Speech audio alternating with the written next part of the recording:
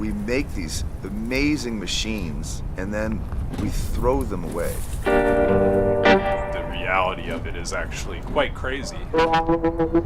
Nobody's ever tried to pull this off before. Artists don't follow instructions. They're going to do their own thing. For artists to take these pieces and reimagine them is just fantastic. The reality of doing it did not really set in until you're standing on the wing of a plane and you're like, wow, this is a plane.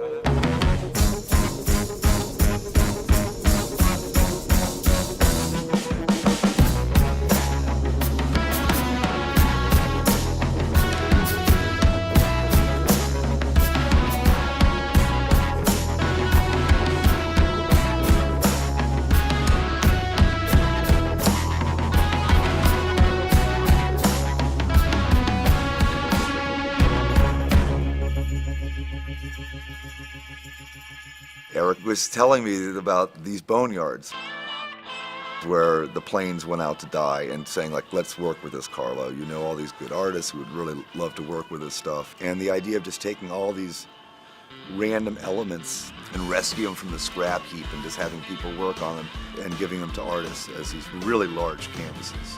What a more perfect situation than to use the objects around these yards, which are just incredible industrial pieces of design and canvases, and let artists dream with them and repurpose them and put them back out in the world in such a fresh, new way. I wanted to give the people who lived in these communities out here a chance to kind of understand what they were throwing away and what was rotting in their backyard. We have nearly 300 aircraft of all nations, eras, and service types represented here. From the earliest days of aviation, you know, the sides of aircraft have been a very appealing canvas for anyone with an artistic bent. There's something amazing about the type of shapes that are created to be aerodynamic. You know, it's space age, it's beautiful, it's seductive. I probably didn't think I would ever paint a plane. That's like a daunting task to even think about. In the beginning it was just doing a nose cone or a tail, and he said he had a couple airplanes if we were down, and we were down. We have Fail out here, we have Andrew Schultz, we have Bast. All of them have a studio practice, they do objects of the art world, but they're all very much engaged with uncommissioned public art on the streets. So those are people who can, by the nature of their craft, actually rise to this kind of scale.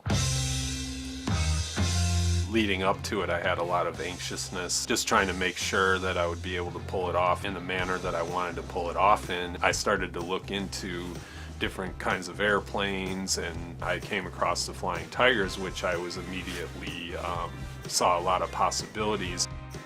It was kind of being a bit inspired by, you know, airplanes from the past, and the other side was using, you know, sort of our language and our images to, you know, to kind of meld together and make a plane that represented Fail.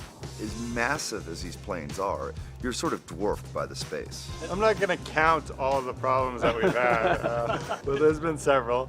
Some of the challenges, you know, painting things upside down. Gravity and liquid aren't friends. Also missing parts of the airplane. The wings, we're missing the back flaps on the side.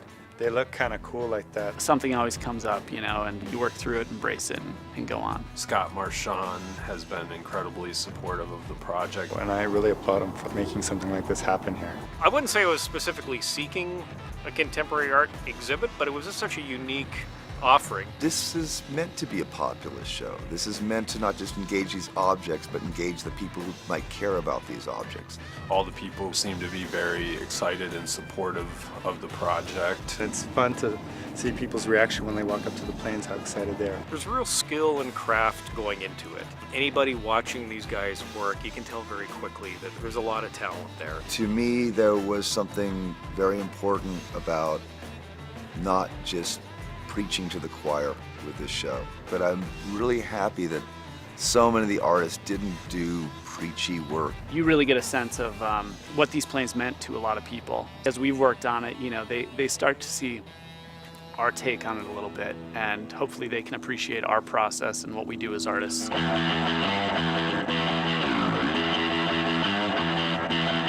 They really engaged it as eye candy, as something that, this is something my granddad might like. He doesn't get everything I do, but this really a more generous sense of sharing visual invention. She's ours. I'd love to see it fly and tip the wings or something, but People are really feeling the energy for it, and it's really kind of a refreshing, mentality around here. That's cool. yeah. This is big stuff. I'm just glad I got down with it. It's my cup of tea, that's for sure. It's raw and it feels right. It's challenging ideas, it's challenging people's perceptions. The reaction's just been like huge. And a lot of great people doing a lot of great work. And, I hope when we look back on this, maybe it's the start of something really big.